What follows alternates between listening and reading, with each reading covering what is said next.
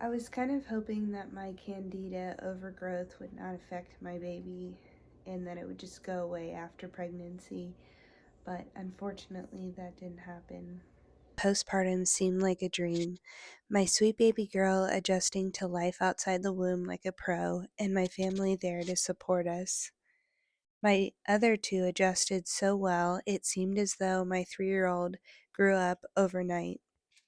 Although postpartum is always an adjustment with the healing and resting and learning a new human, I was satisfied knowing I had the birth experience I dreamed of, and I was so at peace having my own body back and my sweet baby girl in my arms. Although she had a great disposition, she was getting to be more and more fussy.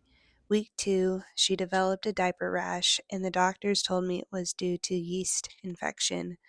They suggested applying baking soda to her rash. I put a mixture of baking soda and water in a jar next to her diapers. I've been applying that every time I change her.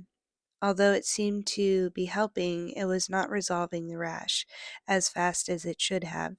So I knew I had to do something different. Yeast has plagued my body for over 5 years and is now affecting my baby. If it wasn't motivation enough to heal my own discomforts, it surely is now that my baby is suffering. I know what the issue is. It's sugar. Today is day 5 of being on a strict, healthy, ketogenic diet. I've added a surplus of vegetables to my diet by making a large salad at lunch. I had already been eating greens at breakfast and some side vegetables at dinner. I make sure all my food is organic so that I am not consuming pesticides, specifically glyphosate, which acts as an antibiotic. And as some of you may know, antibiotics are one of the main reasons for being plagued by Candida overgrowth. Unfortunately, I did have to take antibiotics for a mouth surgery I had years ago, and since then I've struggled bringing balance back to my microbiome. If you can avoid antibiotics, do it at all costs. There are more natural antibiotic solutions out there, such as lemon juice, ginger, and turmeric. By simply cutting out sugar, I've stopped feeding the yeast in my compromised microbiome. I know sugar is one of the most challenging things to quit. It is in almost everything, unfortunately, and it's so delicious. I've come to the realization after all this time that I'm not depriving myself by quitting sugar. I'm giving myself and my baby life. This is just where we are at in life, and I'm okay with that. Plus, 6 days of no sugar, and I'm actually feeling really good. I've also noticed changes in my baby's bowel movements, being more consistent and relieving for her. Her rash is slowly disappearing. I'd love to come back and provide an update on this journey in a few months because I'm sure we will see huge improvements, especially since I've not been at my optimum health the last few years. I will forewarn you, if you decide you need to do keto, I had a massive headache for 2.5 days. I had to take ibuprofen on one of those days, but a headache was the least of my worries when suffering from this overgrowth. However, in just this short week, my skin has been clearing up and I have more clear energy and cravings have diminished greatly. I'm truly looking forward to beating this for me and baby, being the healthiest me I've ever been. Now, keto doesn't mean no treats, it just means treats are fewer and harder to find. Now, a cup of tea does help, but I found these keto friendly chocolate peanut butter cups by Lily's, made with stevia.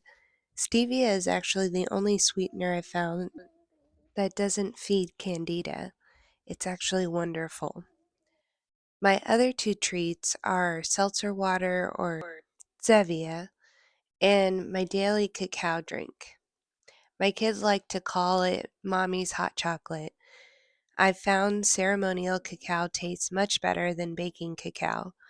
I make mine with unsweetened almond milk, stevia, and 2 tablespoons of butter. It's delicious.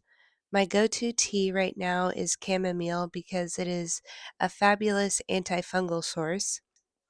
In my research, I found that just subtracting sugar isn't going to get rid of the yeast. It will stop feeding it, but I need something to kill the candida in my blood. Garlic seems to be the safest option when breastfeeding besides chamomile, so I ordered a garlic tincture as well. I'm hoping this will help. I've tried doing the Candida diet a while back, and I know I went too fast with it. I've taken my time with this while also not being super strict. My body seems to be adjusting well to this gradual way of expelling the yeast. The hardest part, honestly, is just preparing. Making sure I have enough food in my fridge for my meals has been super important. As long as I have salad supplies, ground beef, or meat source, butter, almond milk, and cheese, I'm good to go. I try to steer clear of the keto labeled foods, breads, and other treats because they usually contain hidden sugar alcohols and or maltodextrin, which is wheat starch, and it's very unhealthy.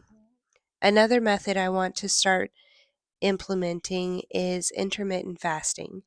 There is some controversy around fasting while breastfeeding, but what I've found is you can fast for up to 16 hours without affecting your supply. From the research I've done, intermittent fasting is a vital part of getting rid of any bacteria, yeast, fungus, and candida. I've decided that if I stop eating at 6:30 p.m. and make my breakfast at 9:30 a.m., I can create a 15-hour window of fasting. I've gradually adjusted this as of recently, and I've increased this window to a 13-hour window. Another challenging part to eating strictly is enjoying meals with family and friends. I'm blessed to be doing this alongside of my mom and my husband. We've had some delicious meals together, and it hasn't been that challenging to craft. Recently, for brunch, we made bacon, eggs with avocado, and smoked salmon on cream cheese and cucumbers. So good. Another day, I made ramen, and I had mine without noodles. Eating out is a different challenge, especially since you don't know how they prepare their food, but it is definitely still doable. When we ate out at a Mexican restaurant, I ordered fajitas and avoided the tortillas, rice, and beans. I see this being a lifestyle shift for a while, and I do know that every time I give up, it's because of my mindset. So I'll be looking forward to the positives that come from this shift as reminders to why I'm still doing this. One of my greatest reasons is for the comfort and safety of my little one.